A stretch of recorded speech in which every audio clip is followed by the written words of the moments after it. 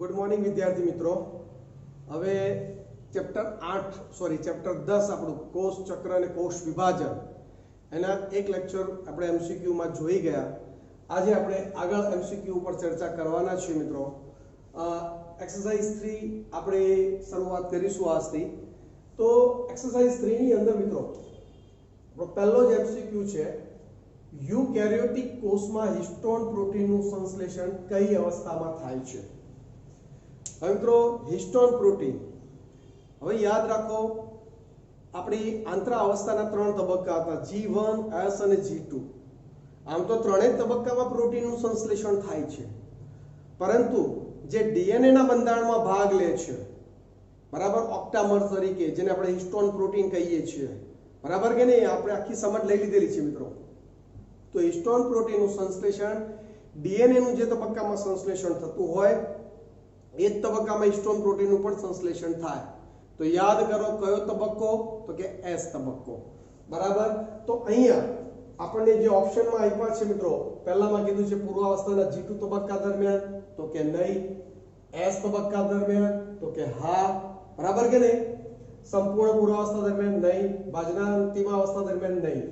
એટલું યાદ રાખવાનું, કયો તબક્કો મિત્રો, એસ તબક્કામાં ડીએનએ નું સંશ્લેષણ થવું, તારા કેન્દ્ર બેવડાવું અને જનીન્દ્ર વેક્ટુસીનું ફોર્સીમાં કન્વર્ટ થવું, એ બધા જ આપણને એસ તબક્કાની ઘટનાઓ કહી શકાય છે, બરાબર। આગળ બીજો એમસીક્યુ છે મિત્રો, સેન્ટ્રોમિયર ખાલી જગ્યા માટે જરૂરી છે, બરાબર। આમ તો નોર્મલી આપણે કહીએ છીએ બે રંગસૂત્રિકાઓ સેન્ટ્રોમિયર દ્વારા જોડાયેલી છે, બરાબર। પણ મિત્રો સેન્ટ્રોમિયરનું એક બીજું પણ કાર્ય છે કે રંગસૂત્રોને સ્થાનાંતરણ કરવામાં, હલનચલન કરવામાં, કારણ કે દ્વિધ્રુવીય ત્રાકતંતુઓ સેન્ટ્રોમિયર ઉપર આવેલી પેલી તક્તિમય રચના, જેને આપણે શું કહીએ છીએ મિત્રો, કાઇનેટોકોર્સ। તો એ કાઇનેટોકોર્સ સાથે જોડાય છે અને ચોક્કસ દિશામાં, મતલબ બે ધ્રુવ તરફ ખસેડવામાં શું થાય, ફાયદાકારક સાબિત થાય છે, બરાબર। તો ઓપ્શન જોઈએ મિત્રો, શું કહે છે, ધ્રુવ તરફ રંગસૂત્રોનું હલનચલન, યસ, બરાબર। કોષરસીય વિખંડન, એને કઈ લેવા દેવા નથી, વૃદ્ધિકરણ સાથે કઈ લેવા દેવા નથી, ટ્રાન્સક્રિપ્શન સાથે કઈ લેવા દેવા નથી, બરાબર। ટ્રાન્સક્રિપ્શન મતલબ કે પ્રત્યાંકન, બરાબર, મતલબ કે ડીએનએ માંથી મેસેન્જર આરએનએ બનવો, એને ટ્રાન્સક્રિપ્શન કહે છે, જે આપણે ધોરણ 12 ની અંદર અભ્યાસ કરવાના છીએ, બરાબર। તો આન્સર આવશે આપણો શું, એ કે ધ્રુવ તરફ રંગસૂત્રોનું શું કરે, હલનચલન પ્રેરવા સાથે શું છે, સંકળાયેલું છે, બરાબર। આગળ વાત કરીએ મિત્રો, અવકાશ કોની વચ્ચે જોવા મળે છે, મેસેન્જર આરએનએ અને રિબોસોમ્સ વચ્ચે, બરાબર। મિત્રો મેસેન્જર આરએનએ તો રિબોસોમ્સ ઉપર ગોઠવાયેલા જ હોય, જોઈન્ટ હોય છે, એમની વચ્ચે અવકાશ હોતો નથી, બરાબર, જે તમે ધોરણ 12 ની અંદર અભ્યાસ કરવાના છો, બરાબર। ત્રાકતંતુ અને સેન્ટ્રોમિયર વચ્ચે, મિત્રો ત્રાકતંતુ અને સેન્ટ્રોમિયર વચ્ચે કોઈ અવકાશ હોતો જ નથી, સીધું જોડાણ જ હોય છે, બરાબર। નહીં તો ખસશે કેવી રીતે જો જોડાણ ન હોય તો, બરાબર કે નહીં। આગળ બે સમજાત રંગસૂત્રો વચ્ચે, યસ, બે સમજાત રંગસૂત્રો જે એકબીજાની પાસે ગોઠવાયેલા હોય છે મિત્રો, તો સીધી વસ્તુ છે, એમની વચ્ચે થોડો ઘણો તો અવકાશ જ હોય ને, નહીં તો એ આખું સિમિલર શું થઈ જવાના, જોઈન્ટ થઈ જવાના છે। ચલો ક્લિયર છે। અને નર અને માદા જન્યુઓ વચ્ચે ભાઈ તો જોડાણ થવાનું છે ને, તો પહેલા અલગ હોય તો ક્યાં અવકાશની વાત આવશે।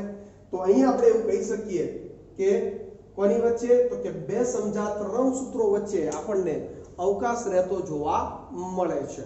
ચલો ક્લિયર છે, ખ્યાલ આવી ગયો અહીંયા સુધી વિદ્યાર્થી મિત્રો।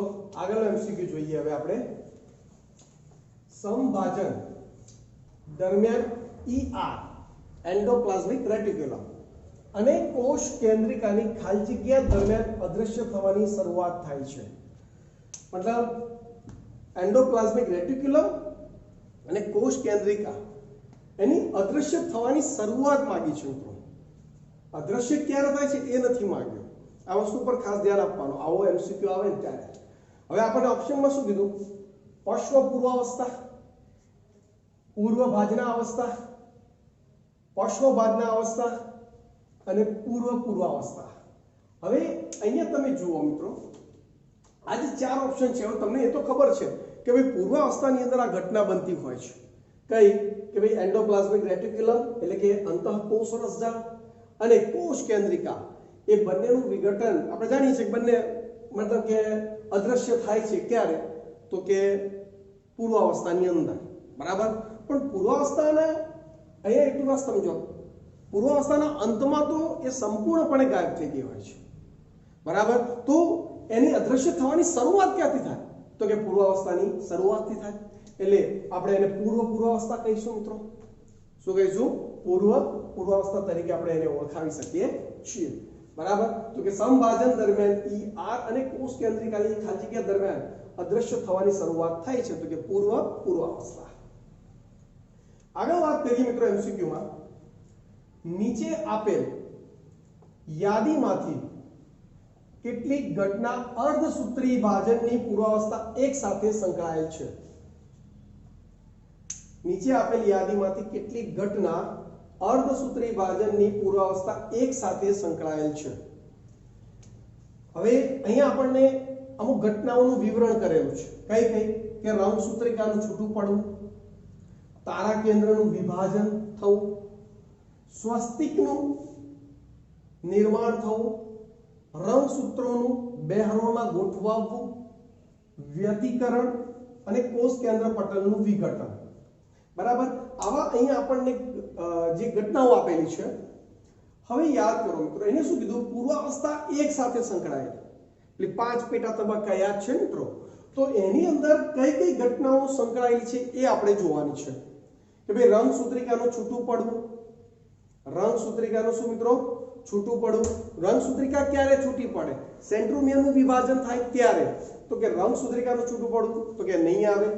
તારા કેન્દ્રનું વિભાજન, તારા કેન્દ્રનું વિભાજન એ પણ થતું નથી, એ તો S તબક્કામાં થાય છે, બરાબર. કે સ્વસ્તિકનું નિર્માણ થવું, યસ, સ્વસ્તિક ચોકડી બને છે મિત્રો. એ તો આપણે જોવા મળે છે 5 તબક્કાઓ દરમિયાન. તો કે આ એક ઘટક ખરું. રંગસૂત્રોનું બે હરોળમાં ગોઠવાવવું, બરાબર કે નહીં? સમજાવત રંગસૂત્ર સાયનેપ્સિસની ઘટના મિત્રો, ઝીપરની માફક આગળ વધે, ચર્ચા કરી છે ને. તો આ પણ એક ઘટના છે. વ્યતિકરણ, રંગસૂત્રના ટુકડાઓની શું થવી? અદલા બદલી, તો એ પણ અહીંયા લાગુ પડે છે. કોષ કેન્દ્ર પટલનું વિઘટન, બરાબર કે નહીં? તો આ બધી ઘટના જે પાછળની જે જોઈ મિત્રો, 1 2 3 4, આ ચારે ચાર ઘટના ક્યાં જોવા મળે? તો કે પૂર્વાવસ્થા 1 માં જોવા મળે છે. તો આપણો આન્સર શું બનશે મિત્રો? દિલ્હી, એટલે કે D4, બરાબર. કારણ જો મેં અહીંયા 1 2 3 આપણે જોયું કે 4 ઘટનાઓ છે જે પૂર્વાવસ્થા એક સાથે સંકળાયેલી છે, બરાબર. ખ્યાલ આવી ગયો? આગળ, નીચે આપેલ યાદીમાંથી કેટલામાં ઝાયગોટિક કે યુગ્મનદનું અર્ધીકરણ જોવા મળે છે, બરાબર. ઝાયગોટિક મિત્રો, યુગ્મનદનું અર્ધીકરણ આપણે એક્સ્ટ્રા પોઈન્ટમાં ટોપિક ઉપર ચર્ચા કરી ગયા છે, બરાબર. કે જન્યુઓ જોડાય, ફલન થાય, ફલિતાંડ બને, પણ એ ફલિતાંડ જે 2n રચના ધરાવતું છે એ દ્વિકીય રચના ખાલી ફલિતાંડ પૂરતી જ હોય, તરત જ એનું શું થઈ જાય મિત્રો? અર્ધીકરણ થઈ જાય, બરાબર. અને એકકીય બીજાણુઓમાં કન્વર્ટ થાય. તો એના માટે આપણે એક્ઝામ્પલમાં જોયેલું કે લીલ અને ફૂગ, જે નીચલી કક્ષાના સજીવોમાં લીલ અને ફૂગમાં આ પ્રકારની ઘટનાક્રમ થતી હોય છે, બરાબર. હવે તમારે એવું છે મિત્રો કે હજુ લીલ વાળો ટોપિક મતલબ આ ચેપ્ટર 3 સાથે સંકળાયેલો હોય, મોટા ભાગના એક્ઝામ્પલ એ છે, એટલે ક્યાંક તમને તકલીફ પડી શકે છે, બરાબર. છતાંય હું તમને એટલું સોલ્યુશન કરી આપું કે ફૂગ એક તો આવી જાય, ફૂગ અને લીલ બંનેમાં. વોલવોક્સ, સરગાસમ અને સ્પાયરોગારા, આ ત્રણ શું છે? લીલના ઉદાહરણ છે. તો આ ત્રણ લીલ અને એક ફૂગ. જો મિત્રો, ઇક્વિસેટમ, હંસરાજ, માર્કેન્સિયા, ત્રિઅંગી, દ્વિઅંગી, દેડકો, મનુષ્ય, અળસિયું, પ્રાણીઓ આવી ગયા. તો સીધી વસ્તુ છે અહીંયા આપણને ઝાયગોમેટિક જે શબ્દ વાપર્યો છે કે યુગ્મનદનું અર્ધીકરણ થવું, એ 4 ઘટના, એ 4 સજીવો જે ખરા, ફૂગ, વોલવોક્સ અને આ ત્રણ લીલ, એટલે કુલ 4 સજીવો જે ખરા. એટલે અહીંયા પણ આપણને આન્સર ડી ફોર દિલ્હી, એટલે કે 4 આન્સર પ્રાપ્ત થતો જોવા મળે છે, બરાબર. તમે ટેન્શન નહીં લેતા મિત્રો, કારણ કે તમારે આ ચેપ્ટર જો ભણવાનું બાકી છે, બરાબર. આની આજુબાજુના જે MCQ છે, બરાબર, એ પણ લગભગ તમારે ચેપ્ટર આગળ ભણશો એટલે 100% એ ક્લિયર થઈ જશે, બરાબર છે? ઓકે. આગળ વાત કરીએ મિત્રો 7મો MCQ, અર્ધસૂત્રીય ભાજનની બાજનોત્તરા અવસ્થામાં જો અંડકોષ પાસે 10 રંગસૂત્રો હોય તો દ્વિકીય કોષ પાસે કેટલા રંગસૂત્રો હોવા જોઈએ? અહીંયા જો મિત્રો શું કહે છે, અર્ધસૂત્રી ભાજનની બાજનોત્તરા અવસ્થા, અર્ધસૂત્રી ભાજનની કઈ મિત્રો? બાજનોત્તરા અવસ્થામાં જો અંડકોષ પાસે, હવે બાજનોત્તરા અવસ્થા એટલે મિત્રો બાજનોત્તરા અવસ્થા 1 પણ છે અને બાજનોત્તરા અવસ્થા 2 પણ છે, બરાબર? પણ આપણે જાણીએ છીએ કે બાજનોત્તરા અવસ્થા 1 એટલે રંગસૂત્રોની સંખ્યા સુધી ગઈ અડધી થઈ ગઈ હોય. બાજના અવસ્થા સુધી ઓકે, જો પૂર્વ અવસ્થામાં એ બાજના અવસ્થામાં સાથે જ ગોઠવાયેલા હોય, પણ બાજનોત્તરા અવસ્થા એટલે બે રંગસૂત્રો હોય, એક રંગસૂત્ર એક ધ્રુવ તરફ, બીજું રંગસૂત્ર બીજા ધ્રુવ તરફ ચાલી જાય છે, બરાબર કે નહીં? તો બે ધ્રુવ તરફ રંગસૂત્રો શું થાય? ખસવા લાગે છે. મતલબ રંગસૂત્રોની સંખ્યા શું થઈ ગઈ? અડધી થઈ ગઈ. મતલબ જે દ્વિકીય રંગસૂત્રોમાં જે હતી એના કરતા બાળકોષોમાં અડધી થઈ જવાની છે, બરાબર? તો અહીંયા તમને શું કીધું છે કે અંડકોષમાં તમને 10 રંગસૂત્રો આપેલા છે, તો એનો દ્વિકીય કોષ, તો સીધી વસ્તુ છે, દ્વિકીય કોષ એટલે 20 હોય ત્યારે તો 10 બાજનોત્તરા અવસ્થામાં વહેંચાઈ જાય. તો અહીંયા આપણો આન્સર મિત્રો શું બનશે?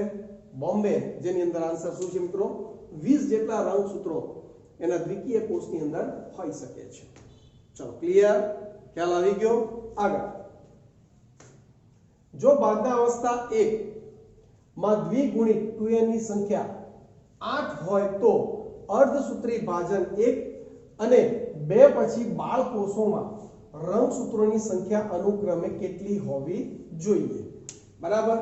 એટલે અહીંયા જો મિત્રો શું કહે છે, જો બાજના અવસ્થા 1 માં, બરાબર, બાજના અવસ્થા 1 કીધું છે મિત્રો, બાજના અવસ્થા રંગસૂત્રો ક્યાંથી વહેંચાય? બાજનોત્તરા અવસ્થાથી.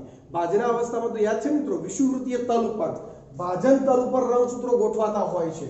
બધા તમને આ પોઈન્ટ યાદ જ હશે મિત્રો કે અહીંયા એક જ રંગસૂત્ર બતાવું છું, મતલબ એક જ પેર, કે ભાઈ ભાજન તલ ઉપર આ રીતે જોડમાં રંગસૂત્રો ગોઠવાયેલા હોય છે, બરાબર કે નહીં? આ બાજના અવસ્થામાં આ ટાઈપની ઘટના જોવા મળે. અને બાજનોત્તર અવસ્થામાં શું થાય? એક રંગસૂત્ર એક ધ્રુવ તરફ, બીજું રંગસૂત્ર બીજા ધ્રુવ તરફ ચાલી જાય. રેડી કે નહીં? ઓકે. હવે એ શું કહે છે જુઓ, બાજના અવસ્થા 1 માં દ્વિગુણિત એટલે કે 2n ની સંખ્યા કેટલી હતી? 8 છે. સમજી લો 8 રંગસૂત્રો હતા. તો અર્ધસૂત્રી ભાજન 1 એટલે સીધી વસ્તુ છે 8 ની જગ્યાએ 4 થઈ જશે. અને અર્ધસૂત્રી ભાજન 2, હવે અર્ધસૂત્રી ભાજન પાછું કોના જેવું છે મિત્રો? સમવિભાજન જેવું છે. યાદ છે કે નહીં કે ભાઈ આખું રંગસૂત્ર એક ધ્રુવ તરફ પહેલા ગયું, આ અર્ધીકરણ 1 થયું. ચલો હવે અર્ધીકરણ 2 માં શું થાય? સેન્ટ્રોમિયરનું વિભાજન થઈ, આ વહેંચણી થાય, પણ બંને બાજુ એક એક તો રહે ને. તો જેમ પહેલા 4 થયા તો હવે બંને બાજુ 4 રહેશે. રેડી? એટલે અર્ધીકરણ 1 એટલે કે અર્ધસૂત્રી ભાજન 1 અને અર્ધસૂત્રી ભાજન 2 પછી બાળકોષોમાં રંગસૂત્રોની સંખ્યા અનુક્રમે કેટલી હોવી જોઈએ? તો 4 અને 4 પ્રાપ્ત થતી જોવા મળે છે. રેડી? એટલે કુલ સંખ્યા કેટલી હતી? 8. તો એની સામે કેટલી? અહીંયા આપણે બાળકોષોની અંદર 4 રંગસૂત્રો જોવા મળે છે. જેમ કે આપણે આપણી મનુષ્યની જ વાત કરીએ મિત્રો, તો આપણી અંદર કેટલા રંગસૂત્રો છે? તો કે 46 2n સ્થિતિમાં, બરાબર? પછી અર્ધીકરણ 1 થાય તો 23, અર્ધીકરણ 2 પણ 23 રહેશે. યાદ છે કે નહીં? તો બસ એ સિચ્યુએશન અહીંયા લાગુ પડે છે. તો આન્સર આવશે 4 અને 4 એટલે બી. ચલો ક્લિયર? આગળ એમસીક્યુ શું કહે છે જુઓ, 64 પરાગરજના નિર્માણ માટે ઓછામાં ઓછા કેટલા અર્ધીકરણ વિભાજનની જરૂર પડે છે? કેટલા અર્ધીકરણ વિભાજનની જરૂર પડે છે એવું આપણને અહીંયા કીધેલું છે. કેટલી પરાગરજ જોઈએ મિત્રો? 64 પરાગરજ જોઈએ. હવે પરાગરજની સ્થિતિમાં એવું છે મિત્રો, ધ્યાન આપજો કે ભાઈ આ એક જે આપણે કહીએ એક જનનકોષ છે, મતલબ કે 2n રચના ધરાવતો કે જે આગળ જતા અર્ધીકરણથી વિભાજન પામી એકકીય પરાગરજનું નિર્માણ કરશે, બરાબર? તો પહેલું અર્ધીકરણ 1 થયું, 2 મળે, અર્ધીકરણ 2 થયું, બીજા 2 એટલે કુલ કેટલા? 4 આપણને પરાગરજ મળે. એક અર્ધીકરણથી આપણને કેટલી? 4 પરાગરજ મળે છે, બરાબર? તો 16 મિત્રો જોજો મિત્રો, 16 જનન કોષોની અંદર કેટલા? 16 જનન કોષોની અંદર 16 અર્ધીકરણ થશે. તો 16 અને 16 ને અંતે મળે કેટલા? 4. તો 16 ગુણ્યા 4, બરાબર કે નહીં મિત્રો? તો આપણે સમજી શકીએ છીએ કે 64 પરાગરજ આપણને મળી જાય. તો કેટલા અર્ધીકરણ થવા જરૂરી છે મિત્રો? તો તો કે 16 અર્ધીકરણ થવા જરૂરી છે. ચલો ક્લિયર છે, ખ્યાલ આવી ગયો. એક અર્ધીકરણની અંતે 4 પરાગરજ મળે. એક અર્ધીકરણની અંતે કેટલી મિત્રો? 4 પરાગરજ મળે. તો સીધી વસ્તુ છે, 16 જનન કોષોની અંદર 16 અર્ધીકરણ થશે, એકની અંતે 4, તો 16 ગુણ્યા 4 તો કેટલા થાય મિત્રો? 64 થઈ ગયા. તો આપણે આન્સર આપણો અહીંયા શું? દિલ્હી એટલે કે ડી બનતો જોવા મળે છે. ચલો ક્લિયર છે, ખ્યાલ આવી ગયો વિદ્યાર્થી મિત્રો? વિદ્યાર્થી મિત્રો આગળનો એમસીક્યુ જોઈએ આપણે. કોષમાં G1 તબક્કામાં S તબક્કાને અંતે અને M તબક્કાને અંતે કેટલા રંગસૂત્રો હોય છે?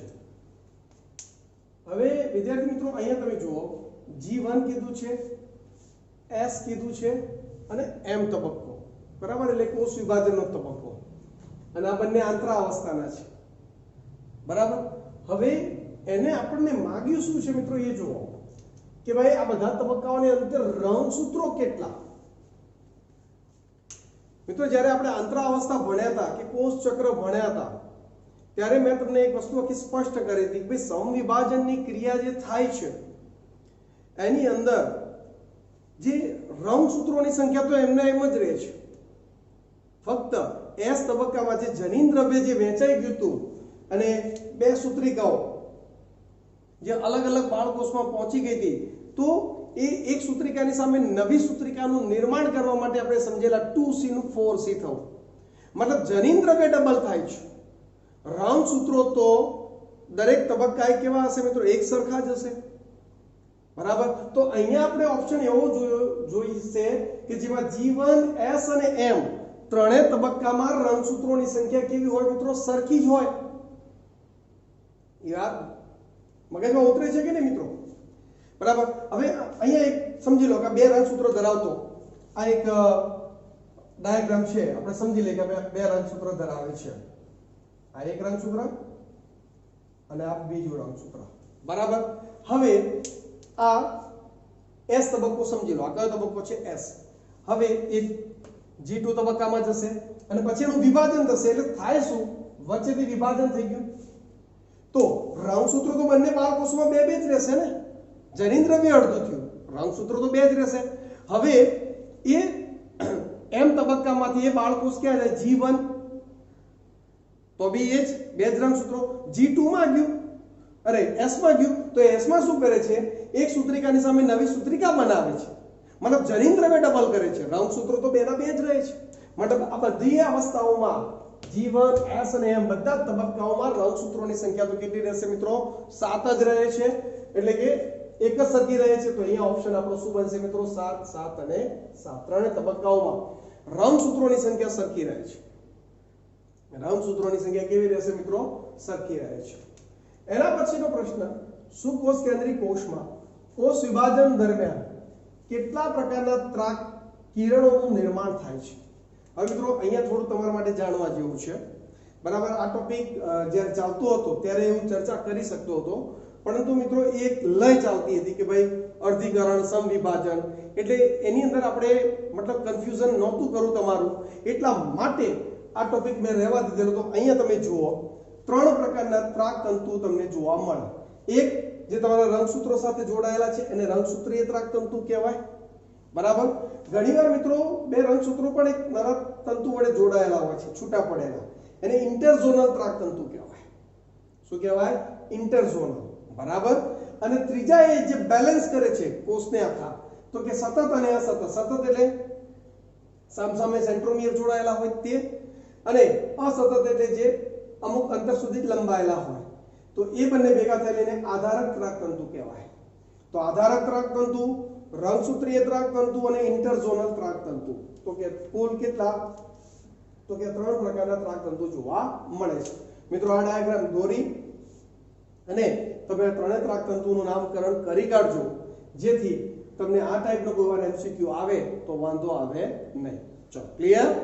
ઓકે, આગળ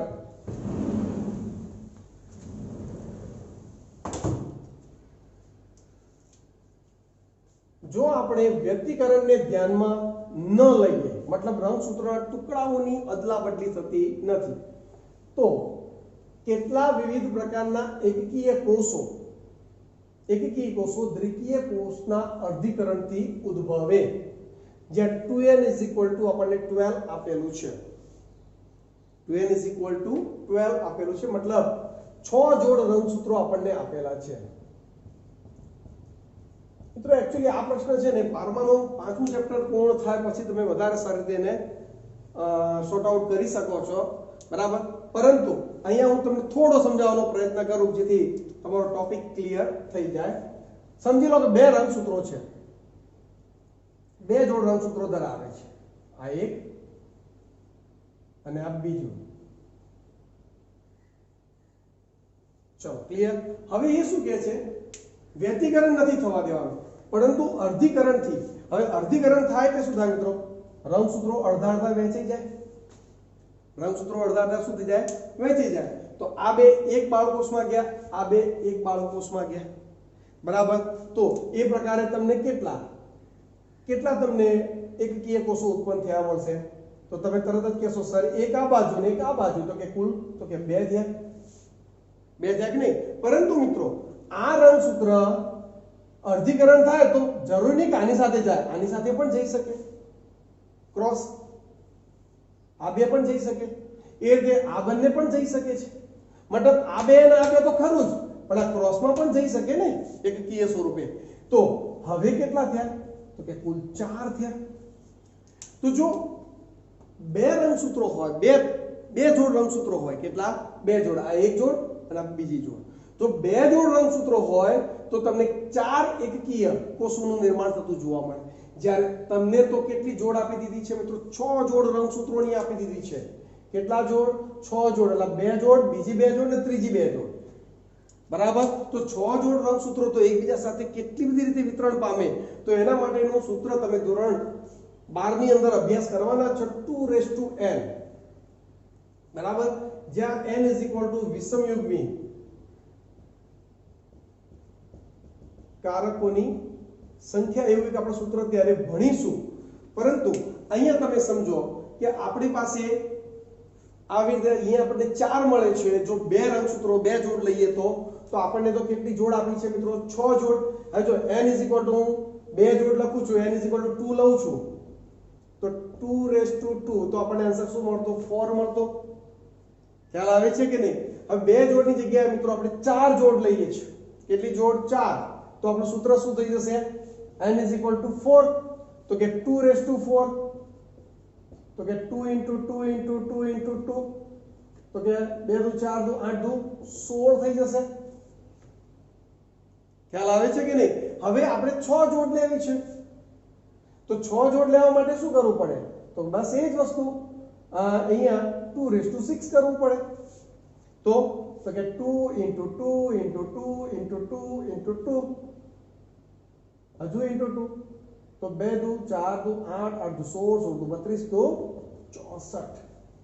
તો કે 64 પ્રકારના આપણને એકકીય કોષો ઉત્પન્ન થતા જોવા મળે છે, બરાબર. એટલે આપણો આન્સર દિલ્હી બનતો જોવા મળે. ખ્યાલ આવી ગયો? હવે આ પ્રકારના એમસીક્યુ ધોરણ 12 ની અંદર બહુ સરળતાથી તમે સોલ્વ કરવાના છો, બરાબર. પણ અહીંયા તમને ક્યાંક થોડી તકલીફ પડશે, બરાબર. પરંતુ આ ટાઈપના એમસીક્યુ 12માં જ આવે છે. એટલે આ તો શું હોય કે ભાઈ એક્સ્ટ્રા પ્રેક્ટિસ માટે અહીંયા એક મૂકી દીધો છે. બાકી 12 સાયન્સમાં આપણે એને વ્યવસ્થિત અભ્યાસ કરીશું.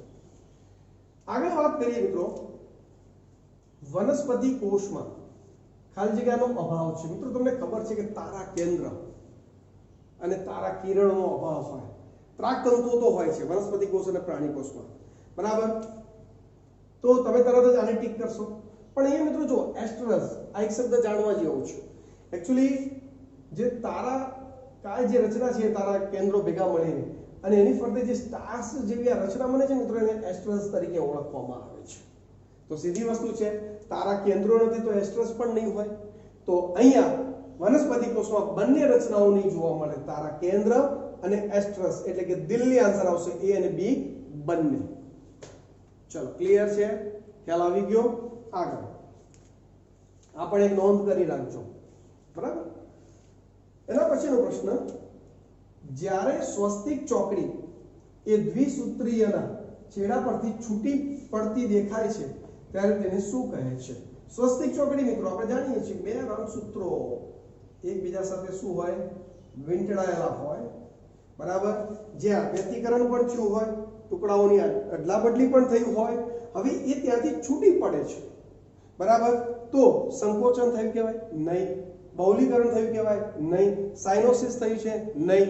તો ટર્મિનલાઇઝેશન એટલે શું મિત્રો? કે ટર્મિનલાઇઝેશન એટલો મતલબ જ એવો થાય કે જે ચોકડી બની હતી વ્યતિકરણની ઘટના થઈને ત્યાં છૂટી પડવાની, ઇંગ્લિશમાં જેને મિત્રો ટર્મિનલાઇઝેશન તરીકે ઓળખવામાં આવે છે. એટલે કે આ વર્ડ છે એ વર્ડ તમે યાદ રાખી શકો છો, બરાબર. આગળ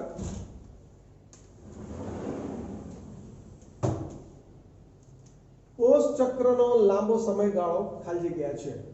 આંતરાવસ્થા, પૂર્વાવસ્થા, બાજરાવસ્થા કે જીવન તબક્કો? તો કોષ ચક્રનો લાંબો સમયગાળો એટલે મિત્રો કઈ?